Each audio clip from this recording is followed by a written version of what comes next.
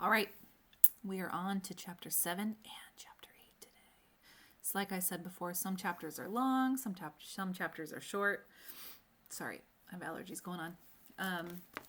And so today we're doing 2 chapters because they're short-ish chapters. It's probably going to be about, I guess with the 2 combined, it's going to be kind of long, but like 20-ish pages, a little shorter. But bear with me because we're getting to the good stuff. Chapter 7 is called The Mines.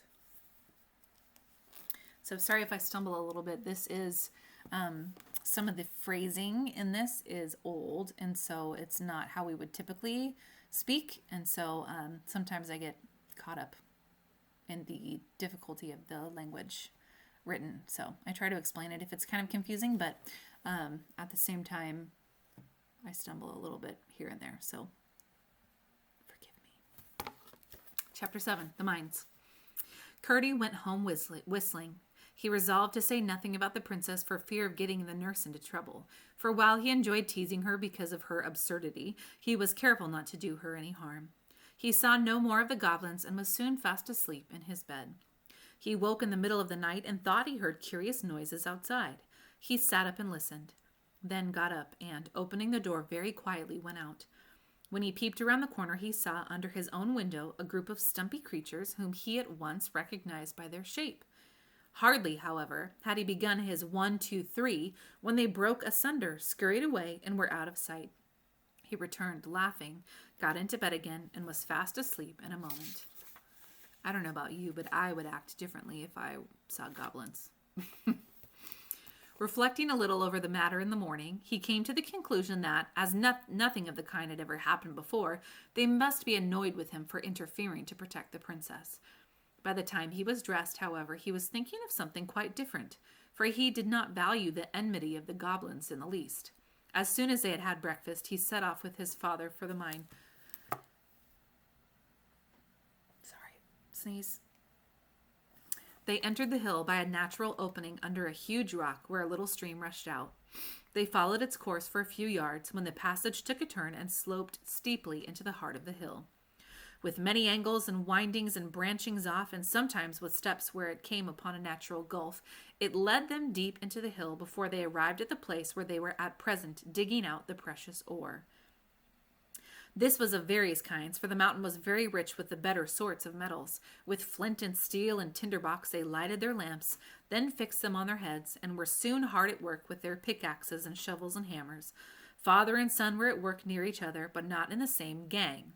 The passages out of which the ore was dug they called gangs, for when the lode or vein of ore was small, one miner would have to dig away alone into a passage no bigger than gave him just room to work, sometimes in uncomfortable, cramped positions. So what they mean by vein is if they're in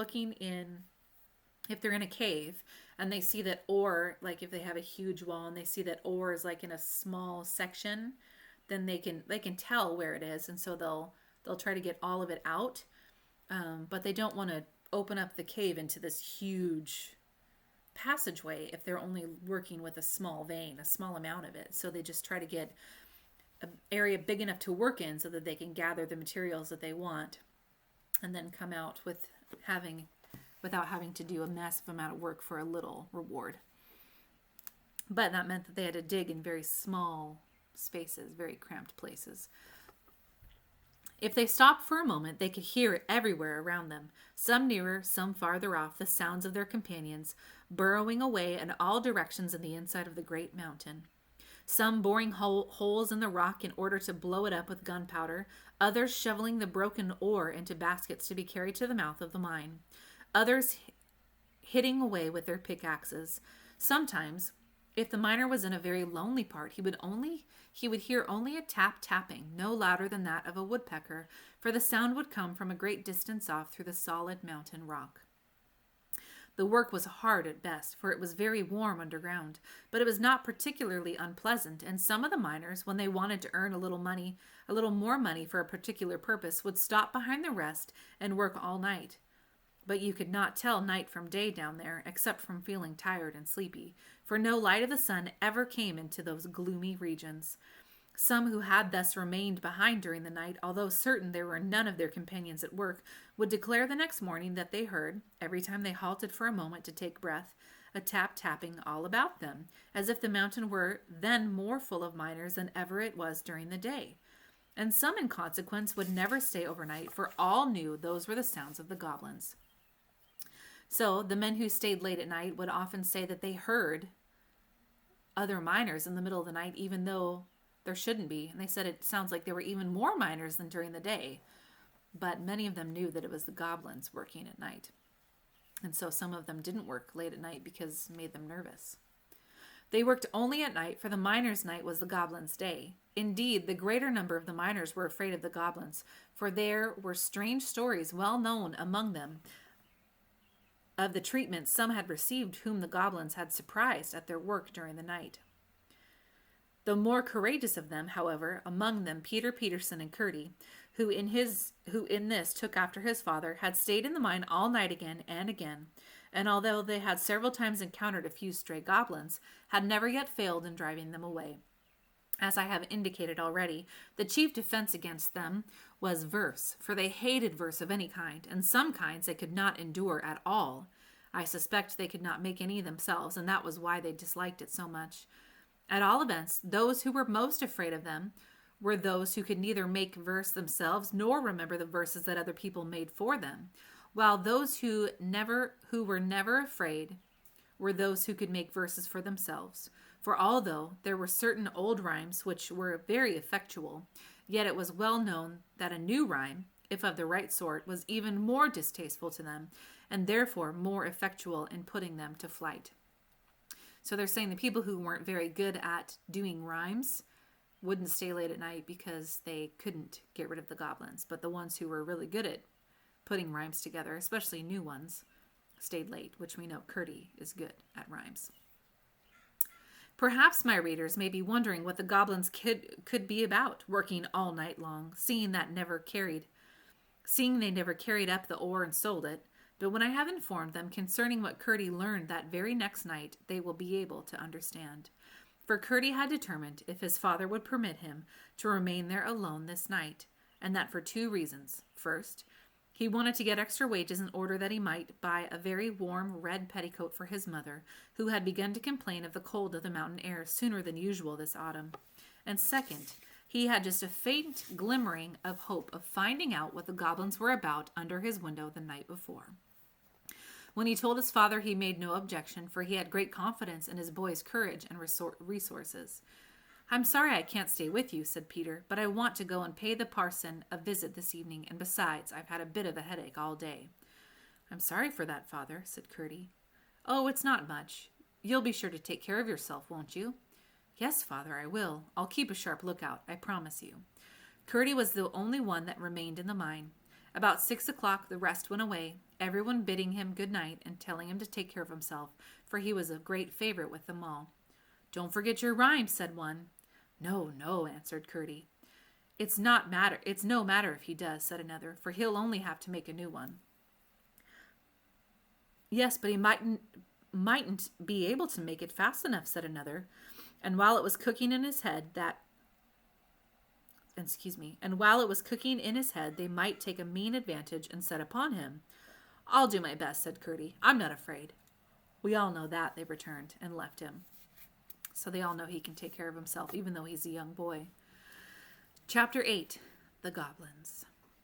For some time, Curdy worked away briskly, throwing all the ore he had disengaged on one side behind him, to be ready for carrying out in the morning. He heard a good deal of goblin tapping, but it all sounded far away in the hill, and he paid it little heed. Toward midnight, he began to feel rather hungry, so he dropped his pickaxe, got a lump of bread, which in the morning he had laid in a damp hole in the rock, sat down on a heap of ore, and ate his supper. Then he leaned back for 5 minutes' rest before beginning his work again, and laid his head against the rock. He had not kept the position for 1 minute before he heard something which made him sharpen his ears. It sounded like a voice inside the rock. After a while he heard it again. It was a goblin voice. There could be no doubt about that, and this time he could make out the words. "Hadn't we better be moving?" it said.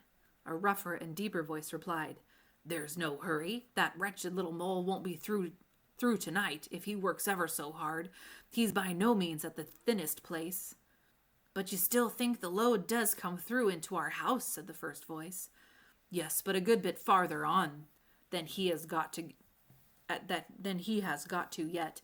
If he had struck a stroke more to the side just there," said the goblin, tapping the very stone, as it seemed to Curdie, against which his head lay, "he would have been through, but he's a couple of yards past it now, and if he follows the load it will be a week before it leads him in. You see it back there, a long way. Still, perhaps, in case of accident, it would be as well to be getting out of here. Helfer, you'll take the great chest. That's your business, you know." "Yes, Dad," said a third voice, "but you must help me to get it on my back. It's awfully heavy, you know." "Well, it isn't just a bag of smoke, I admit, but you're as strong as a mountain, Helfer." "You say so, Dad. I think myself I'm all right, but I could carry 10 times as much if it wasn't for my feet." "That is your weak point, I confess, my boy." "Ain't it yours too, Father?" "Well, to be honest, it is a goblin weakness. Why they come so soft, I declare I haven't any idea." "'Specially when your head's so hard, you know, Father." "Yes, my boy. The goblin's glory is his head. To think how the fellows up there have to put on helmets and things when they go fighting. Ha ha! But why don't we wear shoes like them, Father? I should like it, especially when I've got a chest like that on my head." "Well, you see, it's not the fashion. The king never wears shoes." "The queen does." "Yes, but that's for distinction. The first queen, you see, I mean the king's first wife, wore shoes, of course, because she came from upstairs, and so when she died, the next queen would not be inferior to her, as she called it, and would wear shoes too. It was all pride. She is the hardest in forbidding them to the rest of the women." "I'm sure I wouldn't wear them. No, not for that I wouldn't," said the first voice, which was evidently that of the mother of the family. "I can't think why either of them should." "Didn't I tell you the first was from the upstairs?" said the other. "That was the only silly thing I ever knew His Majesty guilty of. Why should he marry an outlandish woman like that? One of our natural enemies, too." "I suppose he fell in love with her." "Pooh, pooh. He's just as happy now with one of his own people." "Did she die very soon? They didn't tease her to death, did they?" "Oh, dear, no. The king worshipped her very footmarks." "What made her die, then? Didn't the heir agree with her?" "She died when the young prince was born." "How silly of her. We'd never do that. It must have been because she wore shoes." "I don't know that." Why do they wear shoes up there?" "Ah, now that's a sensible question, and I will answer it. But in order to do so, I must first tell you a secret. I once saw the queen's feet." "Without her shoes?" "Yes, without her shoes." "No. Did you? How was it?" "Never you mind how it was. She didn't know I saw them." "And what do you think?" "They had toes." "Toes? What's that?" "You may well ask. I should never have known if I had not seen the queen's feet. Just imagine, the ends of her feet were split up into 5 or 6 thin pieces." "Oh, horrid. How could the king have fallen in love with her?" You forget that she wore shoes. That is just why she wore them. That is why all the men, and women too, upstairs wear shoes. They can't bear the sight of their own feet without them." "Ah, now I understand. If ever you wish for shoes again, Helfer, I'll hit your feet, I will." "No, no, Mother, pray don't." "Then don't you." "But with such a big box on my head." A horrid scream followed, which Curdie interpreted as in reply to a blow from his mother upon the feet of her eldest goblin. "Well, I never knew so much before," remarked a fourth voice. "Your knowledge is not universal quite yet," said the father. "You were only 50 last month. Mind you see to the bed and bedding. As soon as we've finished our supper, we'll be up and going. Ha, ha, ha." "What are you laughing at, husband?" "I'm laughing to think what a mess the miners will find themselves in, somewhere before this day 10 years. "Why, what do you mean?" "Oh, nothing." "Oh, yes, you do mean something. You always do mean something." "It's more than you do, then, wife." "That may be, but it's not more than I find out, you know." "Ha, ha, you're a sharp one. What a mother you've got, Helfer." "Yes, father." So the father knows something. He's saying they're going to be surprised with what they find, and it's going to be kind of funny. But the rest of his family doesn't know. Well, I suppose I must tell you. They're all at the palace consulting about it tonight, and as soon as we've got away from this thin place, I'm going there to hear what night they fix upon. I should like to see that young ruffian there on the other side struggling in the agonies of... He dropped his voice so low that Curdie could only hear a growl. The growl went on in a low bass for a good while, as inarticulate as if the goblin's tongue had been a sausage, and it was not until his wife spoke up again that it rose to its former pitch. "But what shall we do when you are at the palace?" she asked. "I will see you safe in the new house I've been digging for you for the last 2 months. Podge, you mind the table and chairs. I commit them to your care. The table has 7 legs, each chair 3. I shall require them all at your hands." After this arose a confused conversation about the various household goods and their transport, and Curdie heard nothing more than what that was of any importance. So basically, their cave house thing is close to where Curdie's digging, and they said he was very close at one point to breaking into their home, but then he moved past because of the ore. So they're moving because they think that eventually they'll get into their cave, and so they're taking all their stuff out. He now knew at least one of the reasons for the constant sound of the goblin hammers and pickaxes at night. They were making new houses for themselves, to which they might retreat when the miners should threaten to break into their dwellings. But he had learned 2 things of far greater importance. The first was that some grievous calamity was preparing and almost ready to fall upon the heads of the miners. The second was the one weak point of a goblin's body. He had not known that their feet were so tender as he had now reason to suspect. He had heard it said that they had no toes. He had never had opportunity of inspecting them closely in the dusk in which they had always appeared, to satisfy himself whether it was correct report. Indeed, he had not been able to even satisfy himself as to whether they had no fingers, although that was commonly said to be the fact.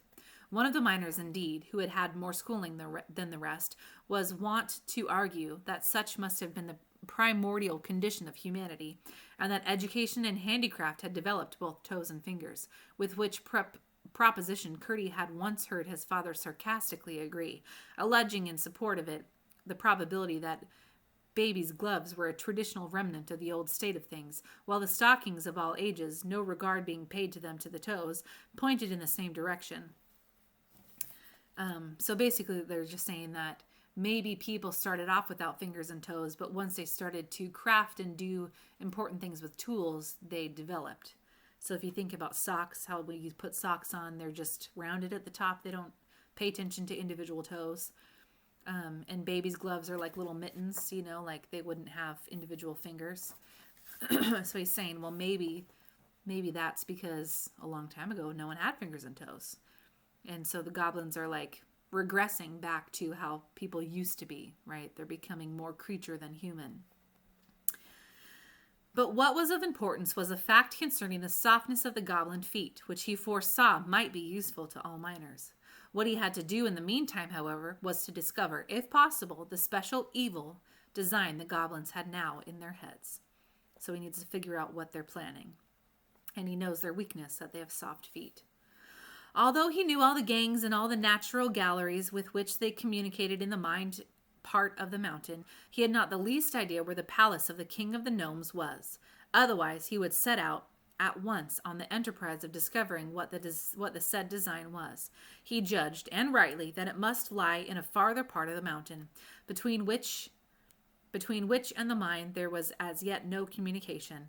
There must be one nearly completed, however, for it could be but a thin partition which now separated them, if only he could get through in time to follow the goblins as they retreated.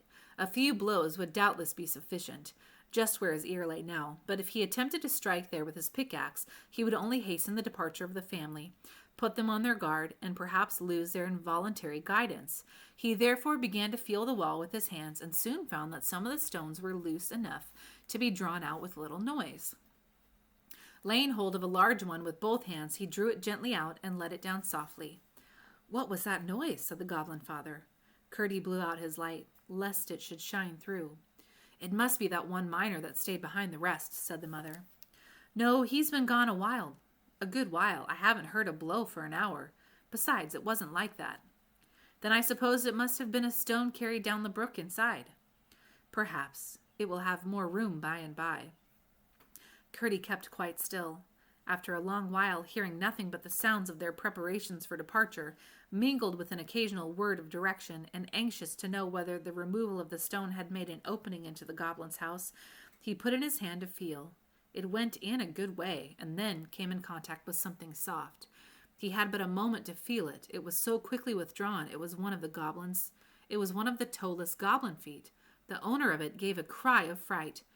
"What's the matter, Helfer?" asked his mother. "A beast came out of the wall and licked my foot." "Nonsense! There are no wild beasts in our country," said his father. "But it was, father. I felt it." "Nonsense, I say. Will you malign your native realms and reduce them to a level with the country upstairs? That is swarming with wild beasts of every description." "But I did feel it, father." "I tell you to hold your tongue. You are no patriot." Curdie suppressed his laughter and lay still as a mouse, but no stiller. For every moment he kept nibbling away with his fingers at the edges of the hole. He was slowly making it bigger, for here the rock had been very much shattered with the blasting. There seemed to be a good many in the family, to judge from the mass of a confused talk which now and then came through the hole. But when all were speaking together, and just as if they had bottle brushes, each at least one, in their throats, it was not easy to make out much that was said. So he's just saying that they all sound very hoarse and gruff and kind of growly sounding, so he can't really tell what they're saying. At length he heard once more what the father goblin was saying. "Now then," he said, "get your bundles on your backs. Here, Helfer, I'll help you up with your chest." I wish it was my chest, father. Your turn will come in good time enough. Make haste. I must go to the meeting at the palace tonight. When that's over, we can come back and clear out the last of the things before our enemies return in the morning. Now light your torches and come along. What a distinction it is to provide our own light instead of being dependent on a thing hung up in the air, a most disagreeable contrivance, intended no doubt to blind us when we venture out under its baleful influence. Quite glaring and vulgar, I call it, though no doubt useful to poor creatures who haven't the wit to make light for themselves. So he's basically making fun of the humans for needing sun, even though they have fire, just like the goblins. But the goblins are saying, look, we can just have fire whenever, we can have light whenever we want it. Curdie could hardly keep himself from calling through to know whether they made the fire to light their torches by. But a moment's reflection showed him that they would have said they did, inasmuch as they struck two stones together and the fire came. So Curdie was thinking, I wonder how they make fire. But he saw them do it. So that's it for today. That was chapter 7 and 8, right? So tomorrow, I think, is just chapter 9.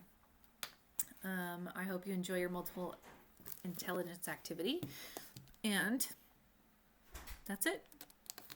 All right. Have a good afternoon.